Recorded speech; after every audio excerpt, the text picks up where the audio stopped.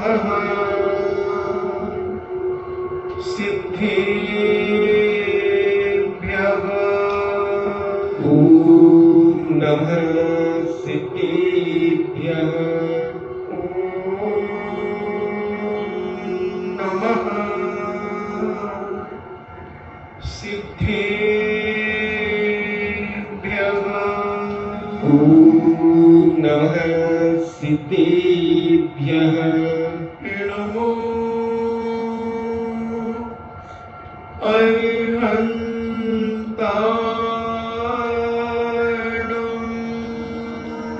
नमो अरिहन्ताणाम्। नमो सिद्धाणम्। नमो सिद्धाणाम्।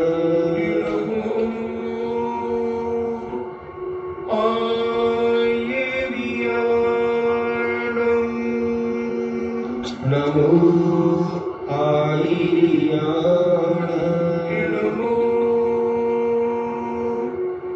उमज्झायाणम्।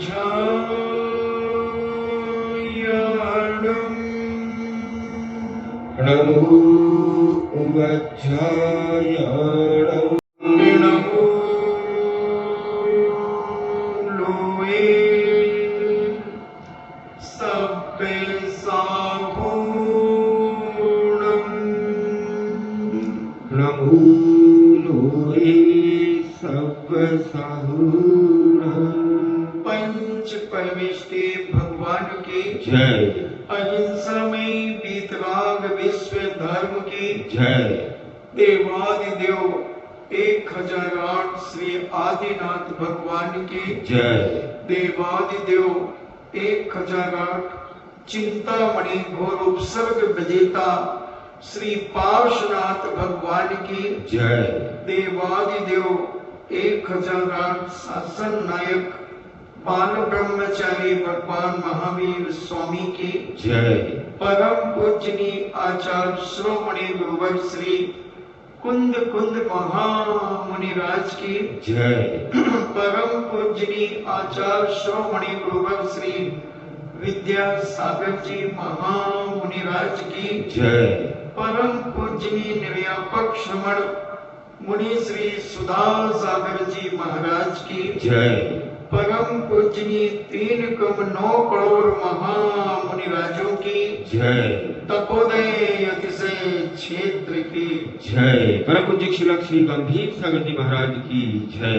छवि छवि उत्तम अकिंचन धर्म की जय। अकिंचन धर्म की चर्चा चल रही है। वैसे तो चर्चा नहीं होना चाहिए, हर व्यक्ति को अकिंचन हो जाना चाहिए।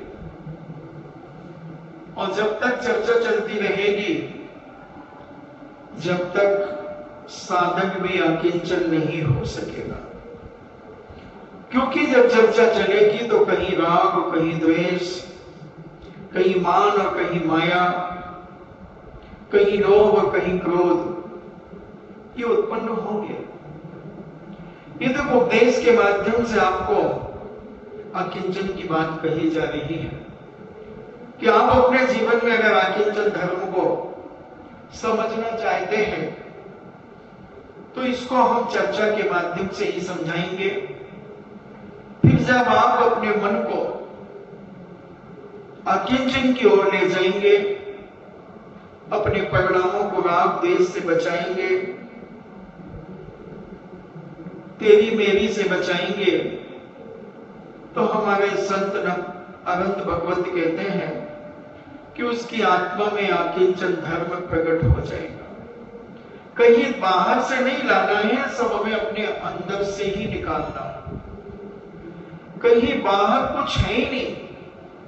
जितने जितने हम अंदर होते चले जाएंगे, उतने उतने सुरक्षित होते चले जाएंगे।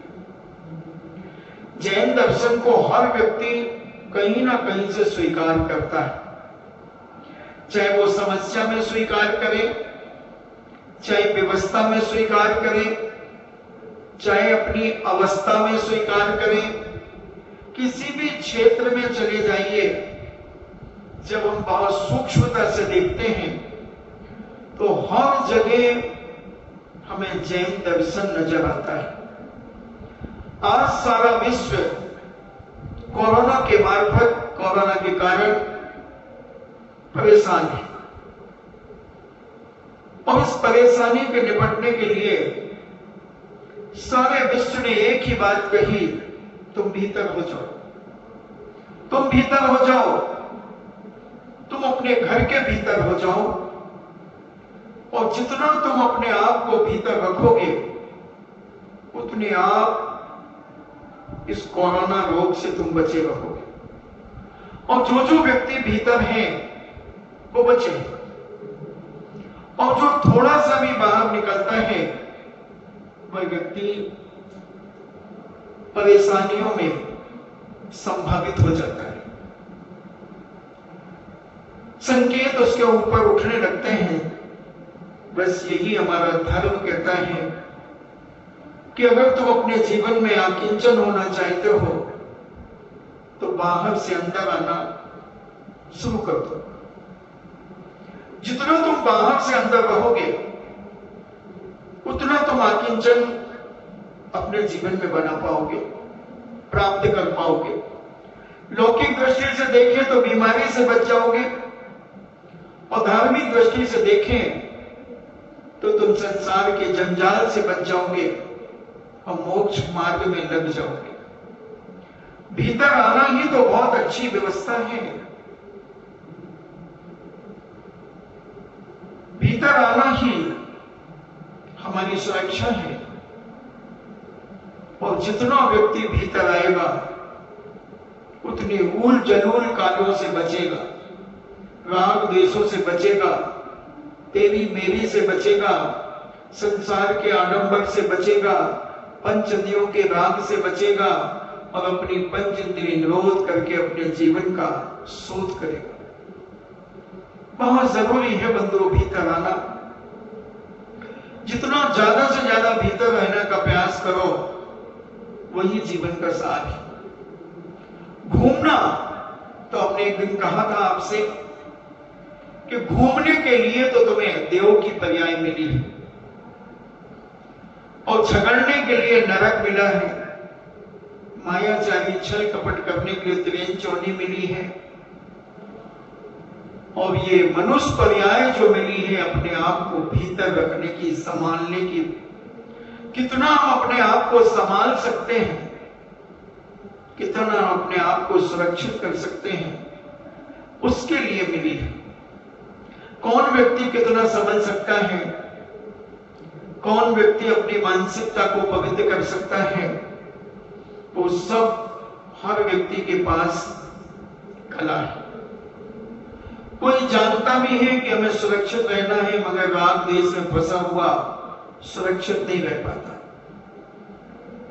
बड़े बड़े महापुरुष, पुराण पुरुष, इतिहास पुरुष सब समझते हैं, मगर मोह और राग में ऐसे उलझते हैं कि जान करके भी अंधे बन जाते हैं और आकिंचन होने का नाम ही नहीं लेते, नाम ही नहीं लेते। अगर व्यक्ति कम से कम आकिंचन होने का नाम तो लेने लगे, इतना ही सोचना शुरू कर दे कि मैं जो कुछ कर रहा हूं ये सब ठीक नहीं है, क्योंकि हम जो होना चाहते हैं उसमें ये सब बाधक है, तो भी हम धीरे धीरे उस आकिंचन की ओर बढ़ सकते हैं। और ये हम जब इस प्रकार के विचार भी अपने जीवन में नहीं ला पाते, हम आकिंचन से बहुत दूर होते हैं, तो हम किंचित किंचित राग करते करते एक बहुत बड़ा भंडार बना लेते हैं, बहुत बड़ा अपना एक स्थान बना करके एक स्थान से क्या परिवार बढ़ाते चले जाते हैं, संसार बढ़ाते चले जाते हैं। संसार घटाने का नाम कोई लेना ही नहीं चाहता। आज तक किसी ने आकर के नहीं कहा कि महाराज मेरा परिचय बहुत होता चला जा रहा है, ये परिचय कैसे कम हो। परिचय करने में ही हम दिन बिता देते हैं, हफ्ते बिता देते हैं, महीनों बिता देते हैं, सालों बिता देते हैं। कभी परिचय कम करने के लिए हमने कोई प्रयास नहीं किया। हम जितना परिचय बढ़ाएंगे उतना हम अकिंचन धर्म से दूर होते चले जाएंगे, और जितना परिचय हम कम करेंगे अपने जीवन में,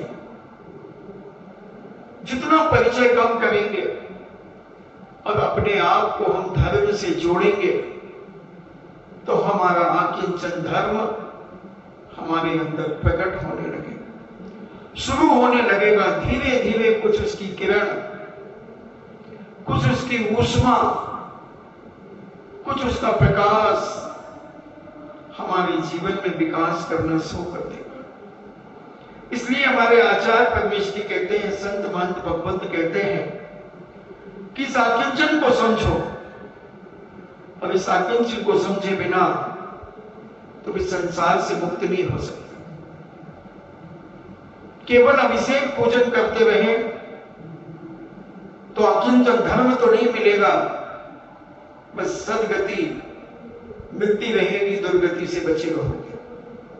स्वर्ग स्वर्ग से मनुष्य, मनुष्य से स्वर्ग, मनुष्य से स्वर्ग, स्वर्ग से मनुष्य, ये ऊपर नीचे होते रहोगे।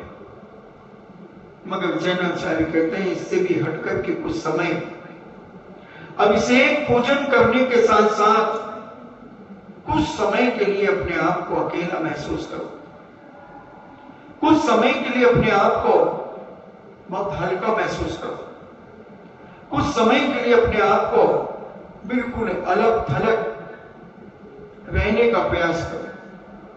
मन से रहो, वचन से रहो, काय से रहो, और तीनों से अगर जिस समय तुम अलग हो जाओगे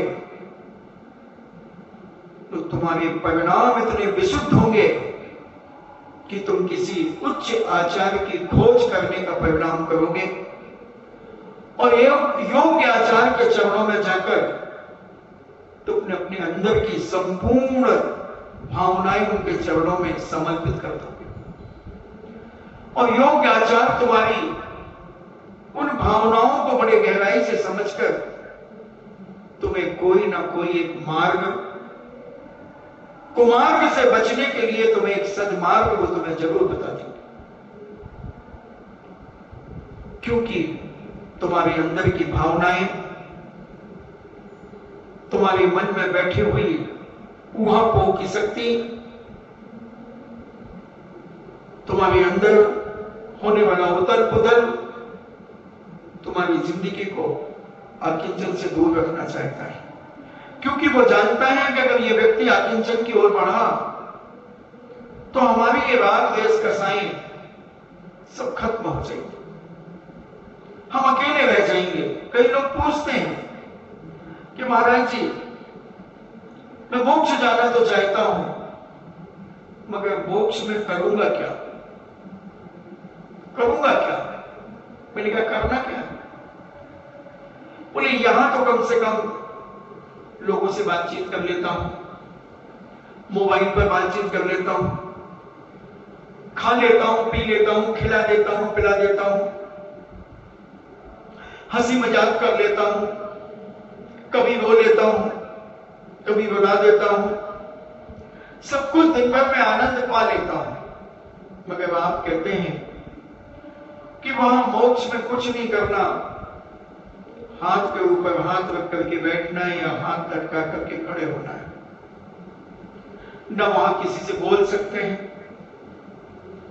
न कोई काम कर सकते हैं, बस एक जगह स्थिर होकर के खड़े हो जाओ या बैठ जाओ। तो हम इससे अच्छे हैं ना यहां पर?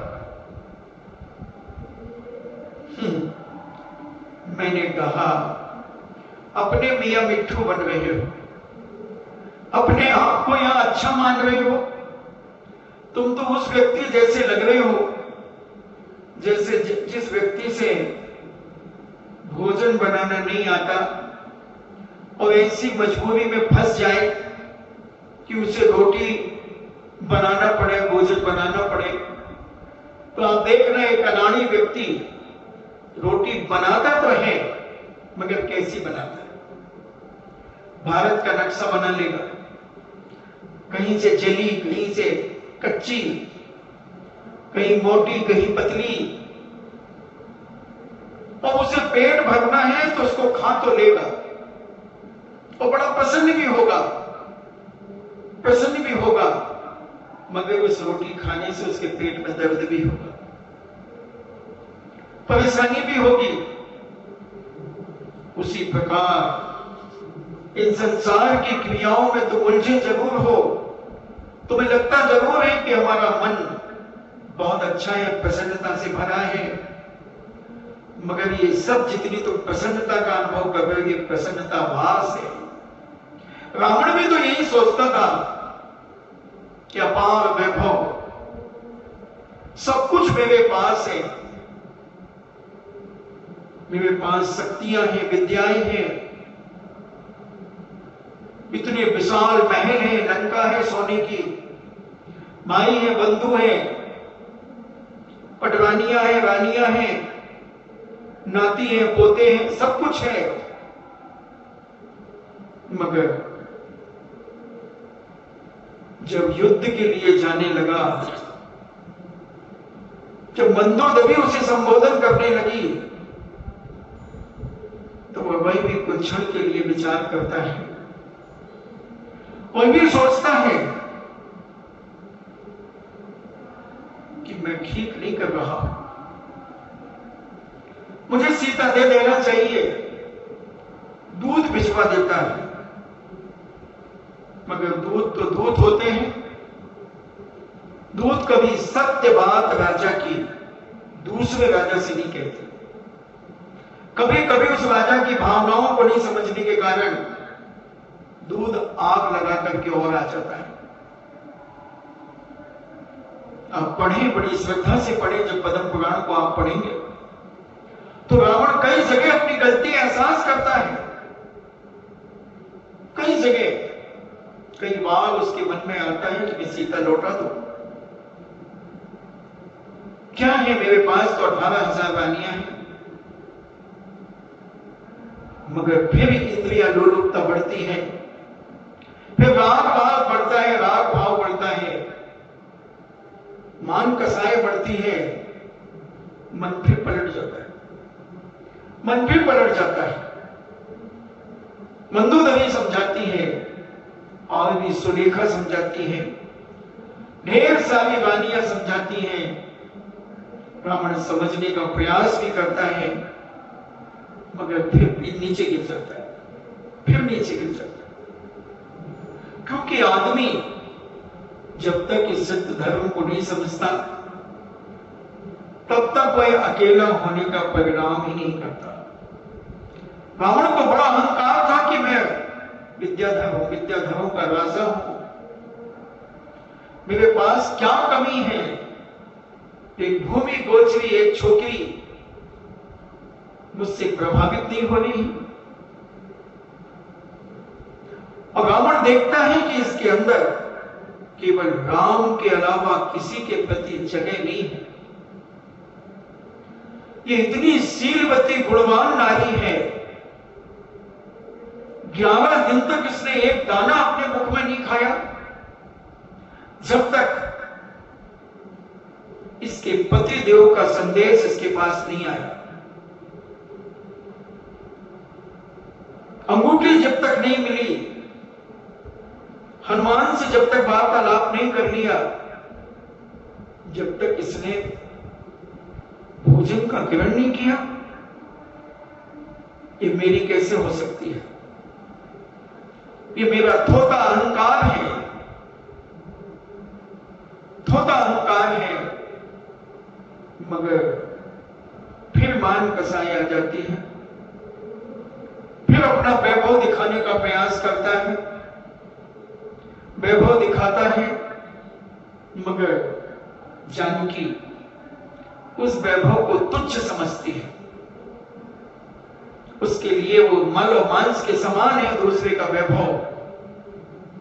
एक धर्मात्मा, एक सम्यक दृष्टि जीव कभी भी दूसरे की दौलत, दूसरे का धन, कभी स्वप्न में भी स्वीकार करने का परिणाम नहीं करता, क्योंकि वो जानता है कि जो चीज मेरी नहीं है मैं उसे कैसे ग्रहण कर सकता हूं। और जब गुरु महाराज तो यहां तक कहते हैं कि शरीर भी तेरा नहीं है, तेरा मकान दुकान परिवार भी तेरा नहीं है, ये तो सब व्यवहार के रिश्ते हैं, क्या करेगा इसमें उलझ करके, बहुत उलझ लिया, थोड़ा बचाने का प्रयास कर, थोड़ा इससे हटने का प्रयास कर। कुछ समय के लिए हमारे मन में भी भाव आता है कि ठीक ही तो कहा जा रहा है, मगर फिर मोह हमें सता देता है, मोह हमें फंसा लेता है। ऐसा ही रावण 10 दिन तक लक्ष्मण के साथ लड़ता रहा। जब लक्ष्मण में अनेक अनेक शक्तियां से रावण को निहत्था करता गया, तब रावण ने अपना अंतिम शस्त्र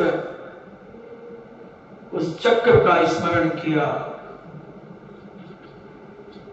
और जब चक्र वहां से रावण के पास से चला, अंतिम शस्त्र था रावण का। बस कितनी विद्याएं, 1000 हाथी के रथ पर बैठकर के रावण लड़ने के लिए आया था।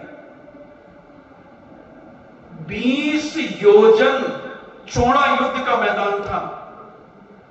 1 योजन अगर अपन लघु योजन ले लें 12 किलोमीटर का, तो 240 किलोमीटर चौड़ा स्थान का युद्ध करने के लिए यहां से जयपुर,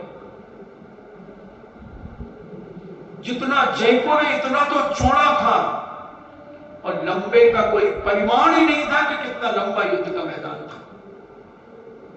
शेरों के रथ अलग, हाथी के रथ अलग, रीछ के रथ अलग, घोड़ों के रथ अलग, कितने प्रकार के रथ। ओहो, कैसा ज्ञान रखते थे रवि शरणाचार्य महाराज, जिन्होंने अपनी लेखनी से जैन रामायण का जो दृश्य लिखा बड़ा अलौकिक था। वो आकिंचन थे, मगर जब उन्होंने इस संसार के राग को मिटाने के लिए, संसारी प्राणियों को आकिंचन बनाने के लिए अपनी लेखनी चलाई कि देखो इतना वैभव संपन्न एक त्रिखंडापति पति नारायण राग देश कसाईयों में आकिंचन नहीं हो सका। अभ्यास किया उसने, कोशिश की आकिंचन होने की, मगर पुनः कीचड़ में गिर गया, पुनः कीचड़ में गिर गया। बहुत सारे लोगों ने समझाया, मगर रावण समझ नहीं पाए।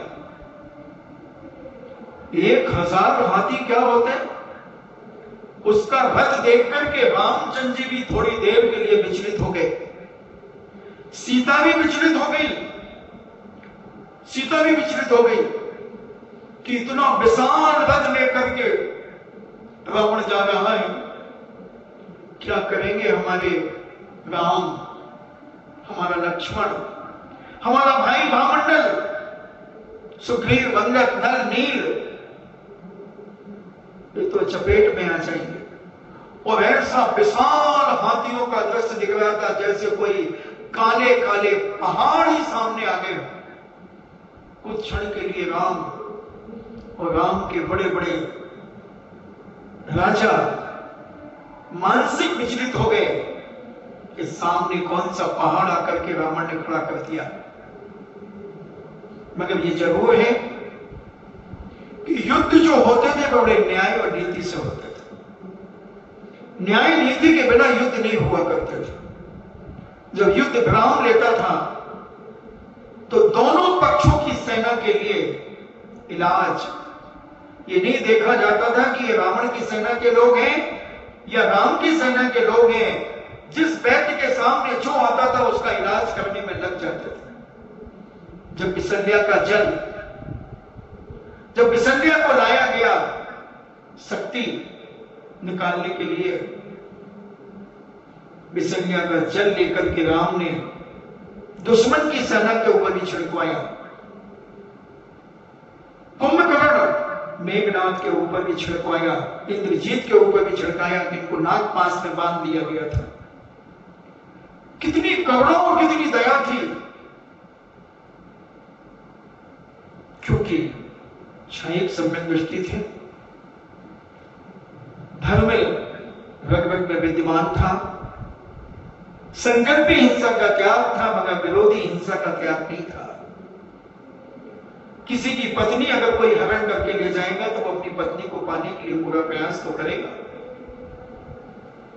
और राम ने, नल नील ने, महामंडल ने, सुग्रीव ने, सबने अपने अपने लोगों के द्वारा विपक्ष की सैनिकों का भी इलाज कराया।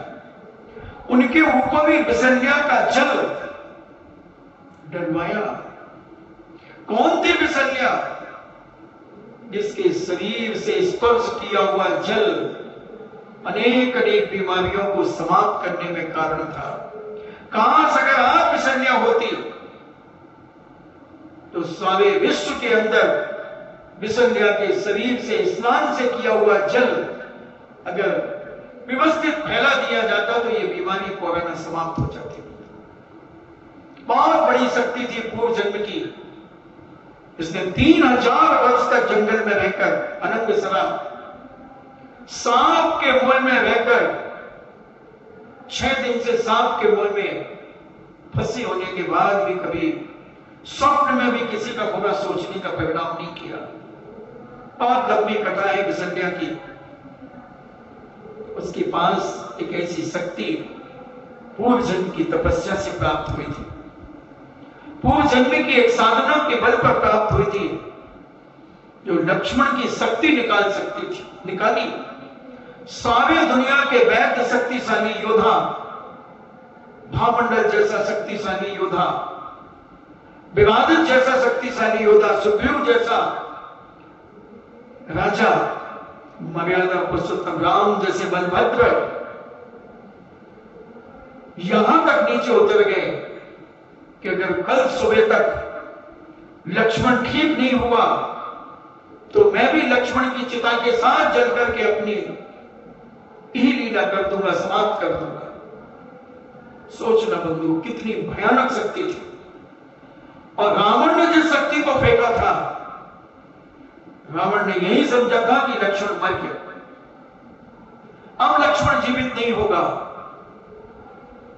और कितना बड़ा सुरक्षा कवच बनाया गया था लक्ष्मण के लिए।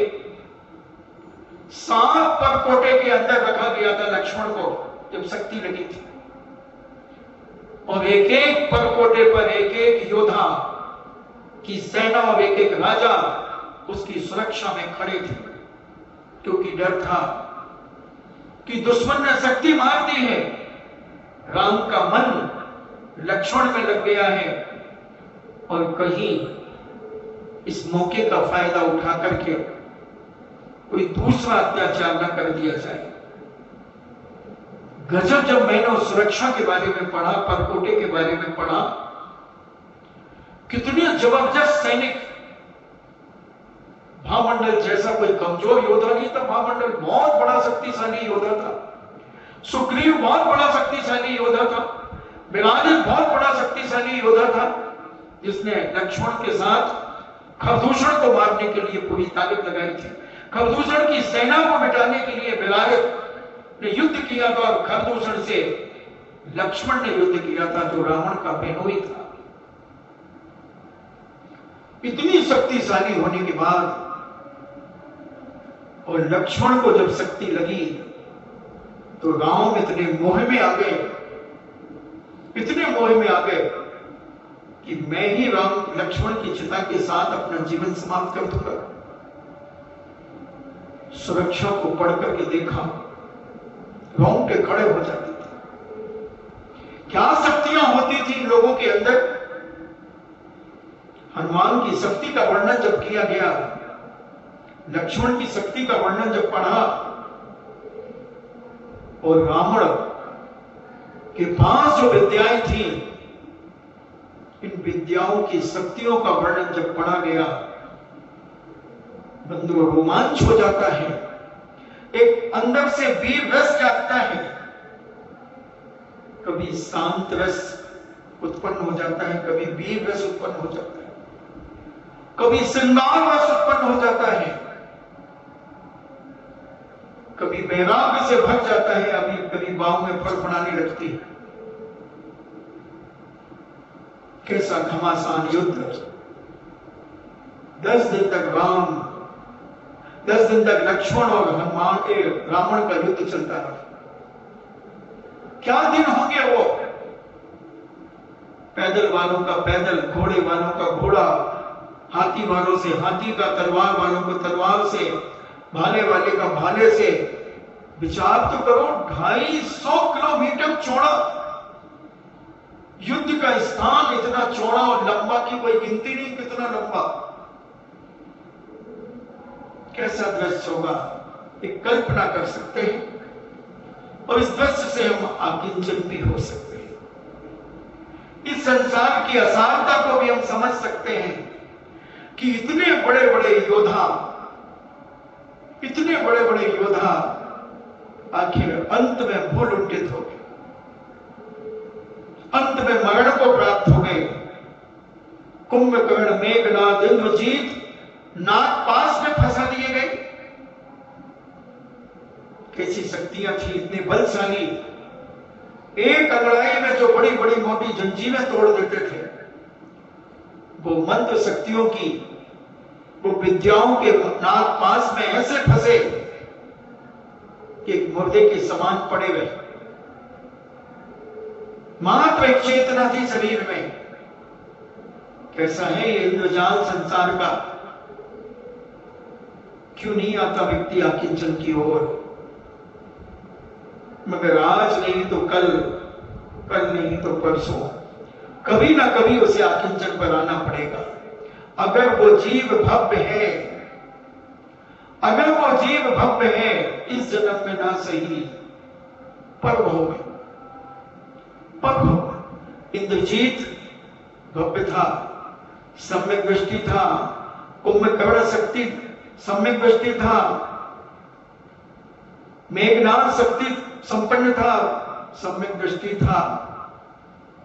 तीनों जब नागपाश में फंसे हुए थे, नागपाश में जब फंसे हुए थे तीनों,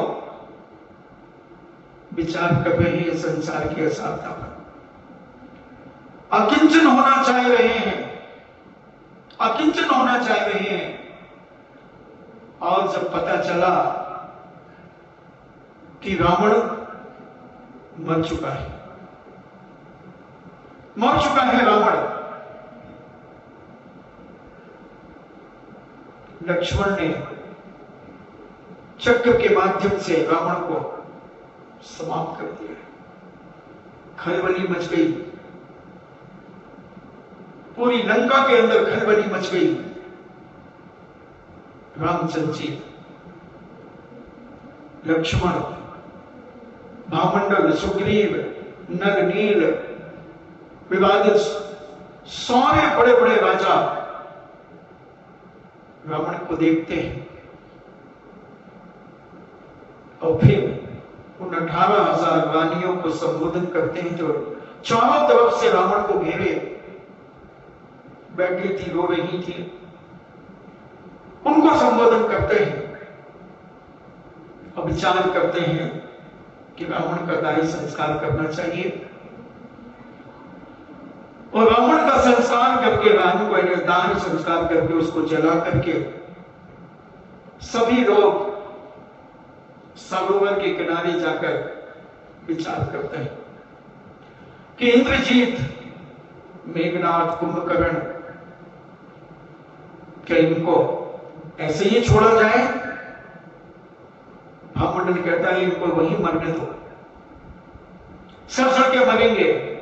राम कहते नहीं, ये क्षत्रियता नहीं है। क्षत्रियता तो वो है कि युद्ध के मैदान में फैसला होता है। बंदी अगर हमने बना लिया है तो उसकी पूरी सुरक्षा करना हमारा काम है।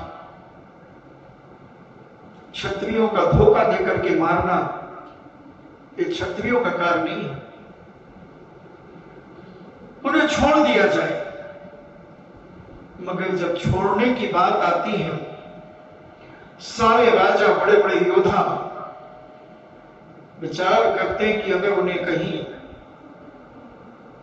भाई का स्मरण हो आया तो, कभी पिता का स्मरण हो आया तो, और जब वो अगर उत्तेजित होंगे तो उनका मुकाबला करने के लिए कोई नहीं है हमारे सामने कि जो इंद्रजीत का मुकाबला कर सके, जो मेघनाद का मुकाबला कर सके, कुंभकर्ण का मुकाबला कर सके। क्या सुग्रीव तुम मुकाबला कर सकते हो? क्या वामंडल तुम लड़ सकते हो? बड़े बड़े योद्धा एकत्रित किए गए, मगर वो अकिंचन की ओर चले गए थे तीनों। जब उन्हें खोला गया तो सबसे पहले वो जाकर शांतिनाथ भगवान के जिनालय में जाकर के उन्होंने बड़ी भक्ति भाव से दर्शन किया, बड़े भक्ति भाव से दर्शन किया, 3 प्रदक्षिणा लगाई, स्तुति की, भगवान का गुणानुवाद किया। अकिंचन उनकी आत्मा में फूट रहा था और फिर उन्हें मर्यादा पुरुषोत्तम राम के पास लाया गया। उन्होंने राम का गुणानुवाद किया, राम का गुणानुवाद किया और कहा कि रावण थोड़ा सा विवेक से काम कर लेता तो आज रावण को नहीं मरना पड़ता। मंदोदरियों को समझाया। उसी समय अनंत वीर नाम के मुनिराज 56,000 मुनियों के साथ उस लंका में प्रवेश करते हैं। जो आकिंचन से और क्रोध थे, जिनके रग रग में आकिंचन धर्म प्रवेश कर गया था, ऐसे 56,000 मुनिराज उद्यान में जाकर के विराजित हो गए। और उसी समय अनंत वीर महाराज को केवल ज्ञान प्राप्त हो गया। वहीं आरिका माता मंदोदरी को संबोधन करती हैं, हे देवी, जो होना तो हो गया, अब विलाप करने से कुछ नहीं, अब अकिंचन की शरण में आओ, अकिंचन की शरण में आओ। मंदोदरी आदि, चंद्रनखा आदि सौर्य परिवार के लोग, नारियां, 48,000 स्त्रियां एक साथ आकिंचन की ओर बढ़ जाती हैं, आकिंचन को प्राप्त करने के अभ्यास में लग जाती हैं। मात्र एक सफेद साड़ी 16 हाथ की इस शरीर को ढांकने के लिए और एक पिछी कमंडल लेकर संपूर्ण नारियां यानी 48,000 आनिकाएं बन गई। अनंत वीर भगवान के समोशरण विचार करना, आकिंचनता की ओर बढ़ गई। यहां कुंभकर्ण, मेघनाद, इंद्रजीत आकिंचित होना चाहते हैं, आकिंचित करने के लिए तैयार हो गए।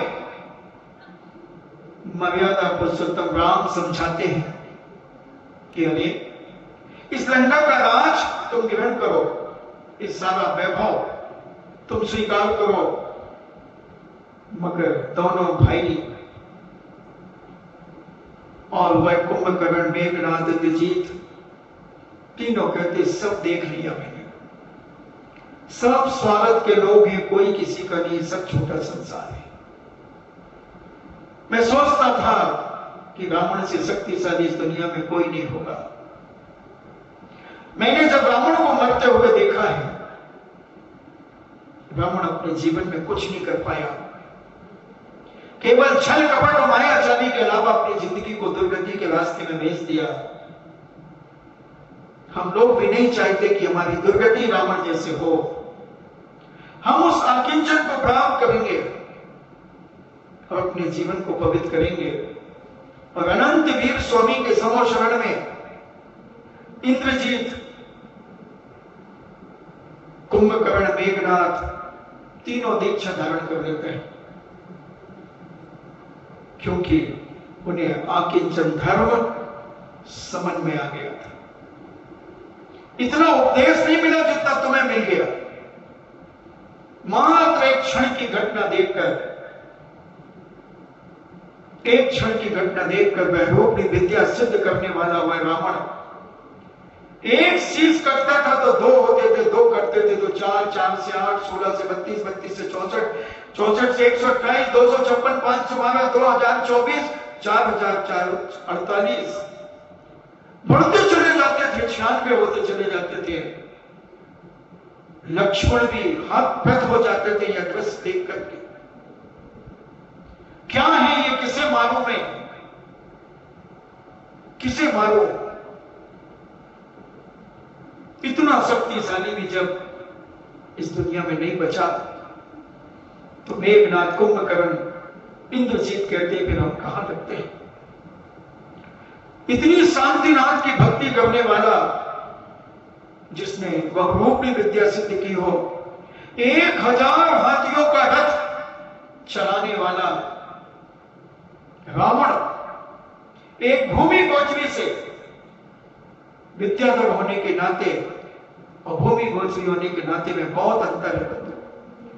4000 अक्षौणी सेना जिस रावण के पास थी और राम के पास 2-2,500 अक्षौणी सेना थी। फिर भी लक्ष्मण ने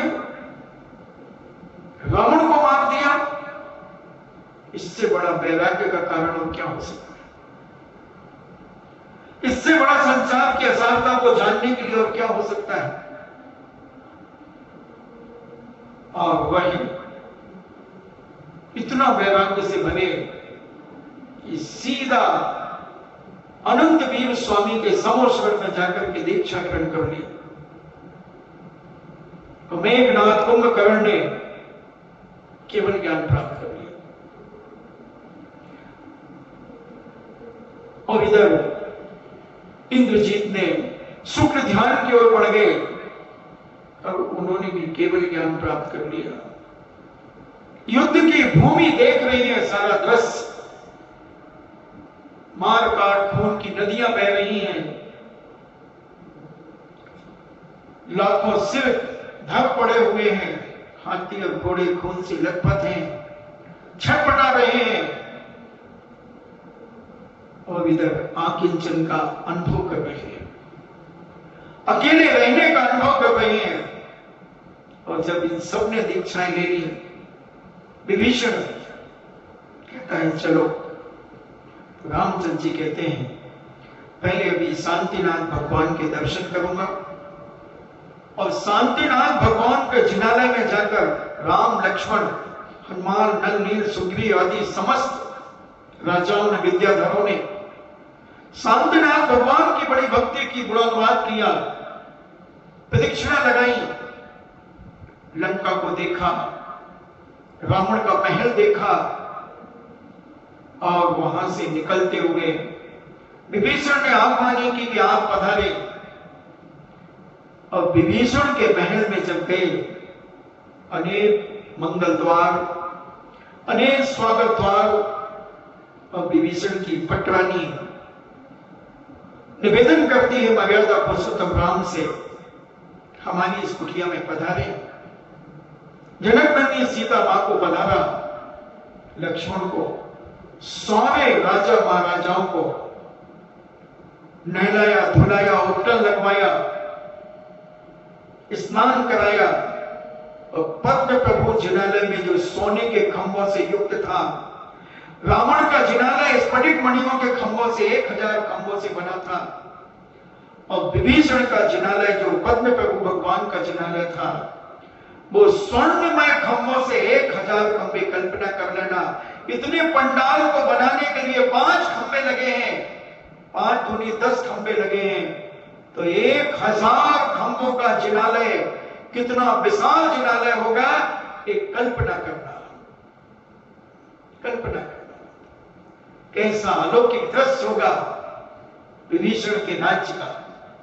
सोने के खंभे, स्फटिक मणि के खंभे, क्या प्रतिभा थी पद्म प्रभु भगवान की, क्या प्रतिमा की शांतिनाथ भगवान की पढ़ते पढ़ते ऐसी आस्था, ऐसी श्रद्धा बढ़ती है कि हे भगवान, मेरी ये सगी आंखें कब करेंगे ऐसे भगवान के दर्शन। रोमांच हो जाता हूं कई बार पढ़ते पढ़ते, आंखें झलझला जाती है कई बार पढ़ते पढ़ते। कितना भुलक्कड़ हूं, मैंने कई बार देखा होगा, दर्शन किया होगा, मगर इस पंचम काल में, कृष्ण काल में जन्म लेकर सब भूल गया, भूल गया। भावना बनाओ बंधुओं, होने का प्रयास करो, अकेला होने का प्रयास करो। बहुत राग द्वेष कसाई कर लिए, बहुत तेरी मेरी कर ली, ये सब जिंदगी में तुम्हारे साथ जाने वाला है। जो तुमने अच्छा किया, बुरा किया है, वही तुम्हारे साथ जाएगा, बाकी सब यहीं पड़ा रह जाएगा। सारे महल अटारी सब यहीं पड़े रह जाएंगे, सारे रिश्तेदार यहीं पड़े रह जाएंगे। जो तुम्हारी आत्मा में राग देश जो तुमने किए हैं, पुण्य पाप जो तुमने किया है, वही तुम्हारे साथ जाने वाला है, बाकी सब यहीं पड़ा रह जाना है।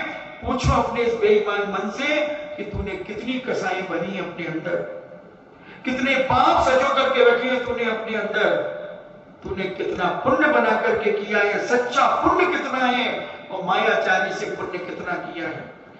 साधुओं के साथ भी तूने छल कपट किया है, त्यागी व्यक्तियों के साथ भी तूने छल कपट किया है, भगवान की पूजा करते करते भी छल कपट किया है, व्रत उपवास करते करते भी छल कपट किया है। बोल तेरा क्या होगा? पूछ अपने इस बेईमान मन से। हर व्यक्ति पूछे अपने इस मन से, हर व्यक्ति विचार करे अपने इस मन के द्वारा कि तूने ईमानदारी का धर्म कितने मिनट किया है। मिनट तो बहुत ज्यादा कह रहा हूं, कितने सेकंड किया है, वही तुम्हारी दुर्गति और सदगति में कारण है। कितना भी दिखावा कर लो, इससे कुछ होने वाला नहीं। तुम भी जानते हो और कर्म भी जानता है कि ये काम कितनी भक्ति और कितनी श्रद्धा से कर रहा है। किसी से पूछने की जरूरत नहीं है, किसी ज्योतिषाचार्य के पास कुंडली दिखाने की जरूरत नहीं है, हाथ दिखाने की जरूरत नहीं है। स्वयं अपने द्वारा अपना निर्णय तुम स्वयं कर सकते हो, स्वयं कर सकते हो बंधुओं, किसी से नहीं पूछना। सुबह से शाम तक और शाम से सुबह तक का निर्णय प्रतिदिन करो, उसे नोट करो कि पाप कितना है और पुण्य कितना है। उस हिसाब से तुम्हारी गति और दुर्गति होगी। तुम कुछ भी कर लो, विचार कर लो, समझ लो। और विभीषण बहुत सरल परिणामी था, बहुत दयालु था, बड़े आदर और सम्मान के साथ सारे राजा महाराजाओं को अपने राजमहल में ले जाकर सारी दैनिक क्रिया कराकर भगवान का अभिषेक, पूजन, दर्शन, स्तुतियां करने के बाद क्या भोजन कराया। और कितने दिन तक हो गए राम लक्ष्मण 6 साल तक विभीषण के राज्य में रुके, 6 साल तक। कैसे मनाओगे दिवाली? दिवाली का योग संयोग ही नहीं बैठता वैष्णो दर्शन से। दीपावली तो भगवान महावीर स्वामी से ही बैठती है जैन दर्शन के अनुसार। 6 साल तक लंका में रहे, 6 साल तक। विचार करें कितना सम्मान दिया होगा। तुम्हारे मेहमान अगर 6 दिन रुक जाए तुम्हारे घर में, सच बोलो कैसा लगता है? कैसी गुदगुदियां होती हैं, कैसे मन में विचार आते हैं। बच्चे इनडायरेक्ट में व्यंग करते हैं, मामा जी यही मकान ले लिया क्या? यही बिजवलिया में यही मकान ले लिया क्या? नहीं बेटा, वो थोड़ा काम है। नहीं, मैं तो पूछ रहा हूं, आपका मन तो अच्छा लग रहा है ना यहाँ पर? हाँ बेटा, तेरी मम्मी अच्छा नाश्ता करा देती है, भोजन करा देती है, तो हम थोड़ा मन नहीं हो रहा, जाऊंगा तो। नहीं मामा जी, आप तो रहिए, आप ही का घर है। मामा जी कैसी बात करते हो? मैं तो पूछ रहा था। इनडायरेक्ट में भगाने का तरीका कितना अच्छा। मगर 6 साल विभीषण ने कैसे रखा होगा राम को, कैसे रखा होगा सीता जी को, कैसे रखा होगा लक्ष्मण को। कैसे रखा होगा और राजाओं को। कितना सरल परिणामी, कितना प्रेम और वात्सल्य होगा साधर्मी के प्रति। और तुम अपने आप को टटोलो कि तुम्हारा 6 घंटे अगर कोई रह जाए तो तुम्हारे मन में कितनी सुकड़ने आएंगी, कितनी दरारें फूटेंगी तुम्हारे अंदर से। 6 दिन ही तुम्हारे यहां कोई भोजन करने आ जाए तो तुम्हारा मुंह फूल जाए। 6 दिन अगर कोई आ जाए मुंह फूल सकता। मगर कैसा व्यवहार था, कैसा प्रेम था। भाई के हत्यारे को विचार करना, भाई का हत्यारा था लक्ष्मण। रावण की हत्या करने वाला था लक्ष्मण भैया। खरदूषण की हत्या कर, बहनोई की हत्या करने वाला था लक्ष्मण। मगर जरा सच्चा धर्म प्रकट हो जाता है जब आत्मा में, आत्मा जब धर्म की पर्याय बन जाती है, आत्मा जब धर्म की पर्याय बन जाती है, तब फिर सारे राग देश खत्म हो जाते हैं। राग देश खत्म हो जाते हैं और धर्मात्मा, धर्मात्मा की दृष्टि से सबको धर्मात्मा मान लेता है, सबको धर्मात्मा मान लेता है। कैसा दृश्य। 6 साल, अभी आगे की चर्चा बाद में करूंगा। समझना है हमें अपने जीवन में आकिंचन। इतना बड़ा हादसा होने के बाद भी मेघनाद, कुंभकर्ण आकिंचन धर्म को पा गए, केवल ज्ञान प्राप्त कर लिया। और आज हम इतने राग रंग में फंस जाते हैं, इतनी कसायों में फंस जाते हैं, त्यागी व्रती बनकर के, साधु बनकर के। क्या होगा बंधुओं, मरने के बाद कहां मिलेगी जगह। साधु पद पर भी इतनी कसाई बन जाती हैं, इतने रागदेश बन जाते हैं। जहां किंचन होने का मार्ग है वहां हम राग की आग में जलने लगते हैं, जल जल करके अपने जीवन को अंतरंग जला देते हैं। इतनी कसाई और ईर्षाएं हम अपनी जिंदगी में पैदा कर लेते हैं। अंत क्या होगा, अंत क्या होगा, समझना तो पड़ेगा। आज नहीं तो कल, कल नहीं तो परसों इस आकिंचन धर्म को समझना होगा बंधुओं। जब तक अंदर निर्द्वंदता नहीं होगी तब तक ये आकिंचन धर्म प्रकट नहीं हो सकता, प्रकट नहीं हो सकता।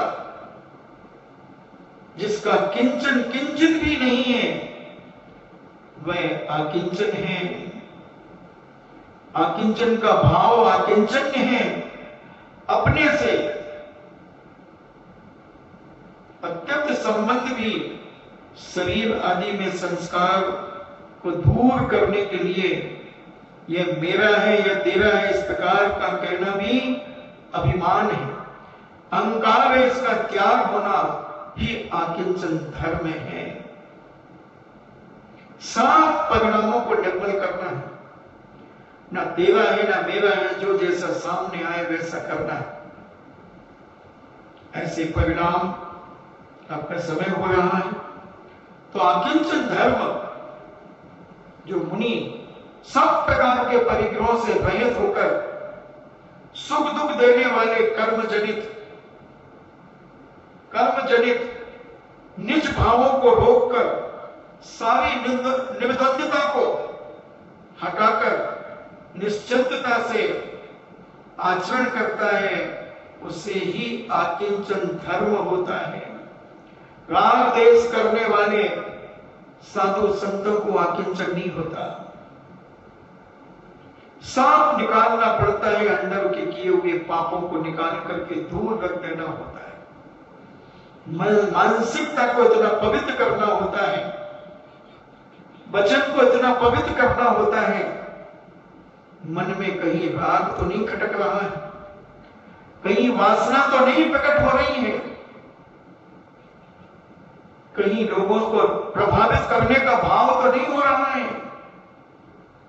अगर ये सब हो रहे हैं तो तुम आप आकिंचन से बहुत दूर हो बंधुओं, बहुत दूर। हमने समझा ही नहीं आकिंचन, पहचाना ही नहीं हमने आकिंचन। और ऐसा परिणाम जब आदमी के अंदर होता है तो उच्च पद पे रह करके भी अधोगति चला जाता है, नीचे चला जाता है। इसलिए मैं कहता हूं किसी ज्योतिषाचार्य से पूछने की जरूरत नहीं, कोई कुंडली, कोई हाथ दिखाने की जरूरत नहीं है। तुम अपना स्वयं के द्वारा ऑडिट करना शुरू कर दो कि मेरे दिन भर की चर्या में मैंने अच्छा क्या किया और बुरा क्या किया। किसी से मत पूछो, स्वयं 5 मिनट में ऑडिट होता है, 5 मिनट में। आंख बंद करते ही सुबह उठ करके लेकर और सोने के पहले तक का सारा दृश्य तुम्हारी आंखों के सामने प्रकट हो जाता है। किसके साथ तुमने छल किया, किसके साथ मजाक करके तुमने उसे नीचे दिखाया, किसके लिए क्या किया, ये सब तुम्हें मालूम है। और तुम स्वयं नंबर ले लो अपने हाथ से कि आज मैंने कितना पुण्य का कार्य किया और कितना पाप का किया। गति दुर्गति का सर्टिफिकेट तुम खुद ले सकते हो, अपने हाथों से ले सकते हो, अपने सगे हाथों से ले सकते हो। किसी से नहीं पूछने जाना बंधुओं, बस निर्णय करने के पहले सरपंच बनना। ऐसा धोखा मत कर देना कि एक हंस और हंसी बहुत दूर मानसरोवर से निकल करके आ गई और रात होने लगी तो दोनों बेचारे थक गए। एक कौवा और कौवी मिली। अरे तुम कहां जा रहे हो इतनी रात्रि में? रुक जाओ, हमारे पास रुक जाओ, हमारे पास रुक जाओ। हंस और हंस भी रुक गई, बेचारे भोले थे, सीधे थे, उन्हें क्या मालूम कौवे का छल और कौवी का छल। दोनों रुक गए और सुबह जब जाने लगे तो कौवा हंसी को देख करके कहता, ये तो मेरी पत्नी है, तुम कहां ले जा रहे हो मेरी पत्नी को? मेरी पत्नी को भगा करके ले जा रहे हो? हल्ला मचा दिया उसने, हल्ला मचा दिया। तो 2 कौवे और कौवी और आ गए, एक कौवा और आ गया, कौवे 5 हो गए, कौवे 5 हो गए। और हंस और हंस भी दोनों विचार करने लगे कि कहां झंझट में पड़ गए। हंस भी कहती है, भैया तुम तो काले हो, कौवा काला होता है, हंस सफेद होता है, और मेरी पत्नी तो सफेद है, तो ये मेरी है। वो कहता है, ये कोई बात है क्या? क्या काले आदमी के सफेद बच्चे नहीं हो सकते? होते।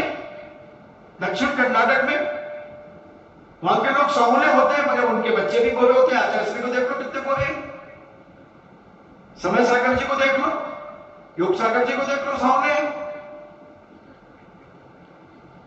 तो बेचारी हंसी का तर्क तो खंडित कर दिया और पकड़ लिया उसने हंसी को। कौवे कहते, पंचायत बिठा लो, पंचायत बिठा लो। ठीक है, पंचायत बैठ गई। एक कौवे को पंच बना दिया गया और 4 लोग इधर गवाही में खड़े हो गए। 2 ने कहा कि नहीं, ये कौवी और कौवा झूठ बोल रहे हैं, ये हंसी इस हंस की पत्नी है। 2 ने ऐसा बोला और 2 ने कहा कि नहीं, ये इसकी ही पत्नी है। अब निर्णय पंच पे जाएगा, पंच का वोट जिसके तरफ गिर जाएगा उसकी जीत हो जाएगी। और जब पंच के मुख से परमेश्वर बोलता है, ऐसी नीति है। और जब कौवे ने बोला जो सरपंच बना हुआ था कि नहीं, ये सफेद वाली जो हंसी है वो इस कौवे की ही पत्नी है। अब 3-1 विचार के हो गए, जीत हो गई कौवे की। हंस विचार करता है कि ओहो, जब पंच न्याय देने वाला ही अन्याय करने लगेगा, क्या होगा दुनिया का?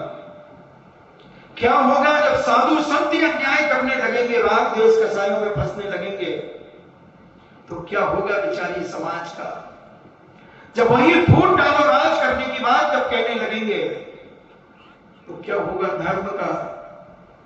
क्या होगा भगवानों का? क्या होगा जिनवाणी का? थोड़ा विचार करो बंधुओं। ऐसे रागान्वित मत हो जाओ कि तुम रात को भी दिन कहने लगो, दिन को रात कहने लगो। ऐसी अति भक्ति अपने जीवन में ग्रहण मत करो। यह है विनाशक तुम्हारी जिंदगी के कारण है। इसलिए आकिंचन धर्म को पहचानो। हंस हंसवी बहुत दुखी हो गए, बहुत दुखी हो गए, और हंसवी ने अपने सिर की रक्षा करने के लिए अपनी हत्या कर दी, मर गई। मगर ये कौवे से दुष्चरित्रता को प्राप्त नहीं हुई, मरण को प्राप्त हुआ। हंस दुख बना करके उड़ गया, मगर सारी दुनिया में कहने लगा कि अन्याय इतना बढ़ गया है कि अब कोई सत्य नहीं समझ पा रहा। पक्षी कह रहा है विचार कर लेना चाहिए मनुष्यों को, मनुष्यों को विचार कर लेना चाहिए कि हम कितने गिर चुके हैं, हमारा कितना पतन हो गया है, और हम अपने आप को धर्मात्मा मान रहे हैं, हम अपने आप को बहुत अच्छा मान रहे हैं। इसलिए थोड़ी थोड़ी खबर कम से कम अपनी भी ले लिया करो कि हम कितने पानी में हैं, हम कितनी गहराइयों में हैं। केवल ऊपर ऊपर से किया हुआ ये पाखंड हमारी जिंदगी को खंड खंड कर देगा, और जब मरण होने के बाद तुम कहां जाओगे ये देखा जाएगा। कह देना अपने अपने घर वालों से कि किसी ज्योतिषाचार्य के पास कुंडली लेकर के मत जाना, मेरे हाथ का फोटो मत दिखाना ज्योतिषाचार्य को, तुम मेरी जिंदगी के बारे में सब जानते हो, तुम स्वयं निर्णय कर लेना कि मेरे परिवार का व्यक्ति मर करके कहां गया है। सब जानते हैं अपने अपने परिवार के व्यक्तियों की दशा, और हर व्यक्ति अपनी अपनी भी दशा जानता है। क्यों ज्योतिषाचार्य को पैसे खराब करोगे? क्यों ज्योतिषाचार्य को 100-200 रुपए देकर के छल कपट की बातें और लेकर के आओगे?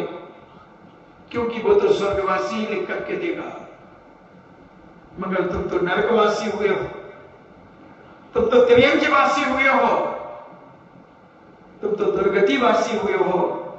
लिख लो, तुम्हारी प्रेस है, तुम्हारी लेखनी है, तुम जो चाहे लिखो ना, भगवान लिखो ना अपने आप को कि मैं तो भगवान बन गया, क्या फर्क पड़ेगा? इसलिए बंधु इस आकिंचन को समझना है, समझना है। न्याय करने वाला ही अन्याय के शिखर पर बैठकर अन्याय कर रहा है, और उसके चमचे उसके हामे यहां मिला करके अपनी पीठ को अपने हाथों से थपथपा रहे हैं। सोचना आकिंचन धर्म में क्या कह रहा होगा, कि मैं क्या कह रहा हूं और ये क्या कर रहा है। उस आकिंचन धर्म की वेदना, आकिंचन धर्म की तड़फन, बंधुओं क्या होगा तुम्हारे जीवन का?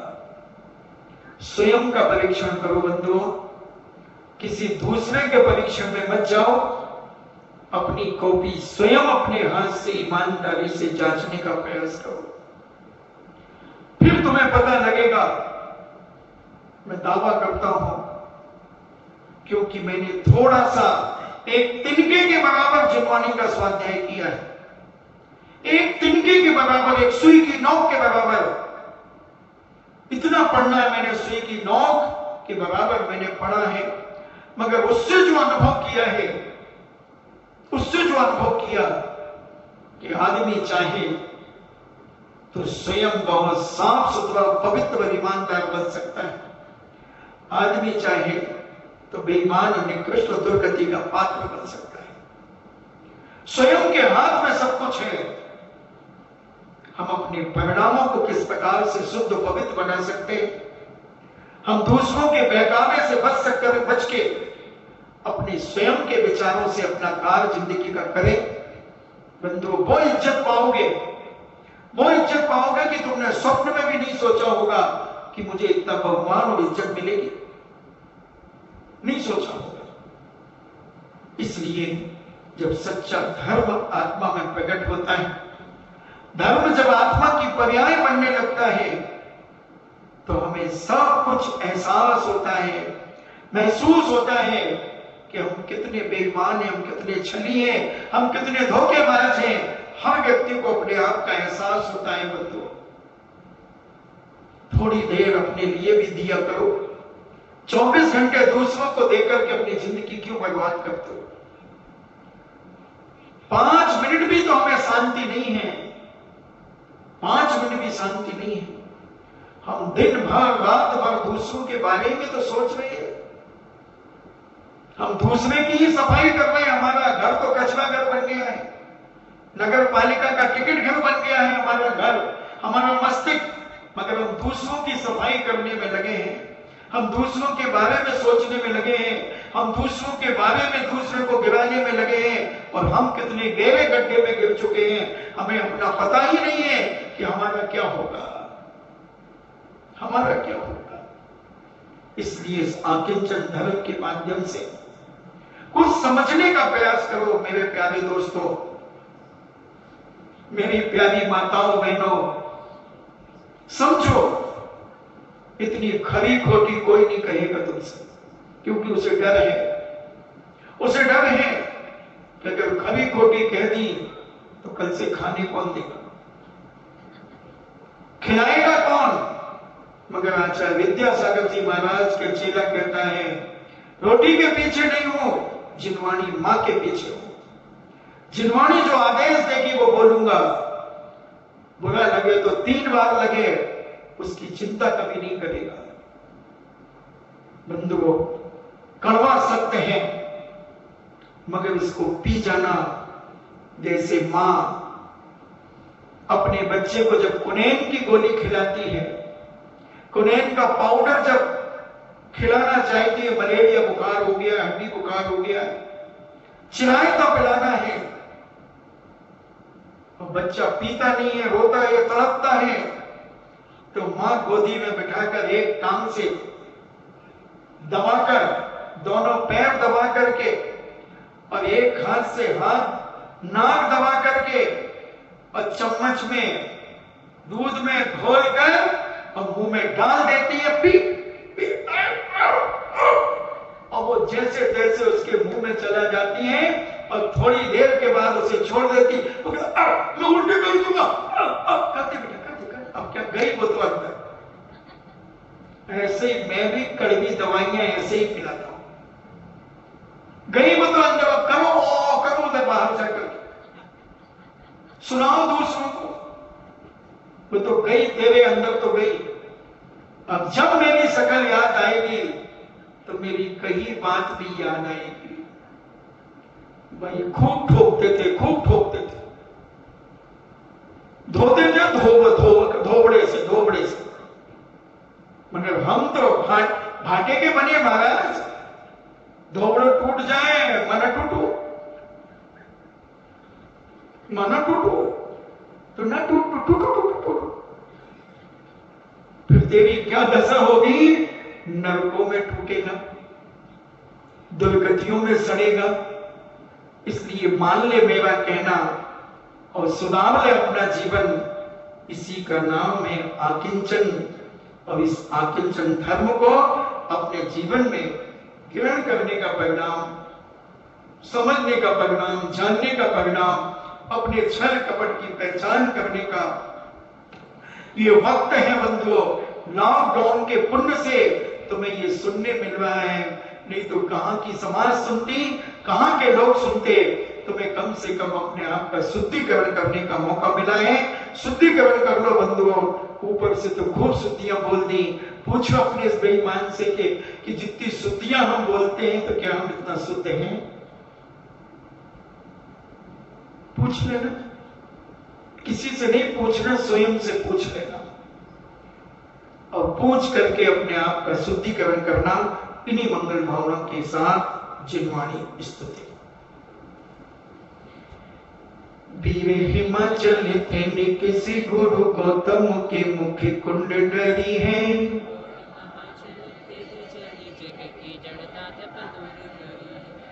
ज्ञान पयो निधि माही भली बहु भंग तरंगन सोच भी है।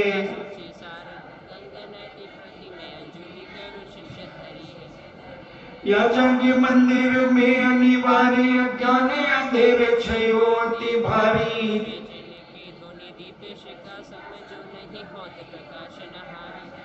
तो किसे भांति पदावत पाति कहा नहीं तेरे ते अभिचारी।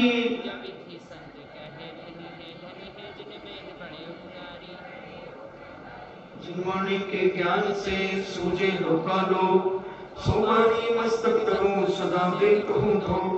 हे जिनवाणी भारती तो जपो दिन रे। जो तेरो शरणा गए सो पावे सुख चैन। देव भजो अरिहंत को गुरु सेवा निर्ग्रंथ। दया धर्म पालो सदा यही मोक्ष का पंथ। 9 भाग न होगा।